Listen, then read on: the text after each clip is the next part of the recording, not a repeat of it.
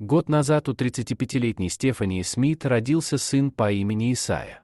Когда малыш появился на свет, вся ее жизнь наполнилась любовью и счастьем. Сутки напролет мама и сын проводили вместе, радуясь друг другу и наслаждаясь каждым мгновением. Однако все это длилось недолго. Спустя 3 месяца на коже мальчика появилось пятно, которое превратило их счастливую сказку в настоящий кошмар. Сыпь становилась все больше и больше с каждым днем.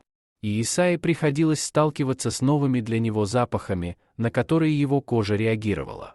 Болезненно, разрываясь и кровоточа. Врачи пришли к выводу, что у мальчика тяжелая форма экземы.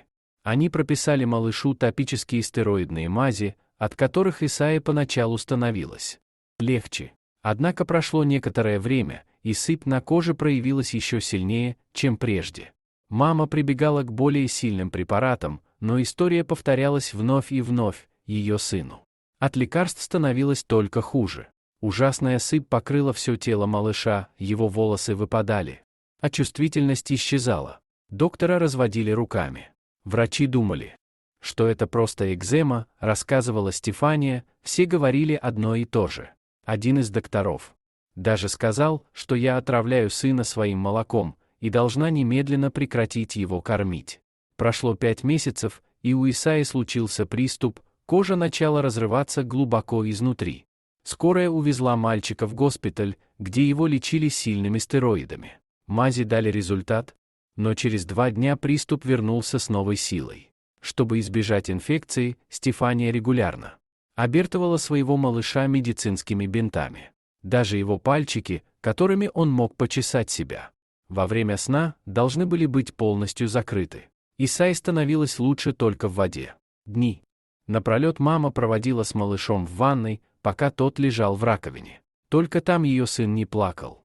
Каждый раз, когда мы касались друг друга, его кожа начинала вскрываться изнутри. Я не могла приложить его щеку к своей. Я не могла даже обнять его без всех этих бинтов, рассказывала Стефания. Ему все время было больно, он кричал. Я все время плакала. Он выглядел так, как будто у него не было кожи. Боль была невыносимой все время.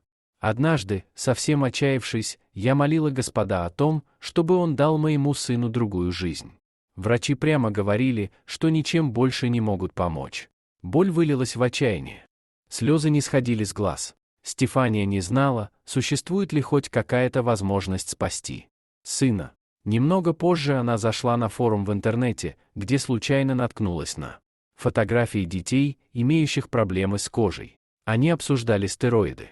Их побочные эффекты могут сделать сыпь еще сильнее, если ты прекратишь их принимать. Стефания решила отказаться от стероидного лечения сына и начала делать собственные лосьоны и мази. Сочетание лимонной травы и цинка сработало лучше всего.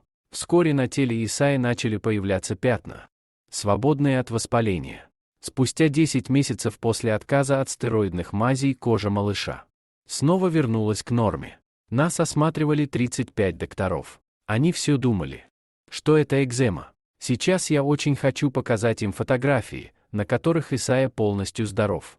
Самое главное, что мальчик, к которому когда-то никто не мог прикоснуться, теперь может весело играть с другими детьми. Мы потеряли целый год. Целый год я не могла поцеловать его, прикоснуться к нему. Сейчас мы постоянно обнимаем его всей семьей.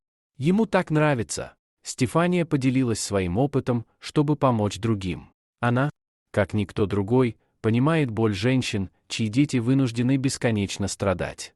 Спасибо за просмотр. Подписывайтесь на канал, где вы найдете еще много интересного. А также ставьте лайки и пишите комментарии, что думаете насчет этой истории.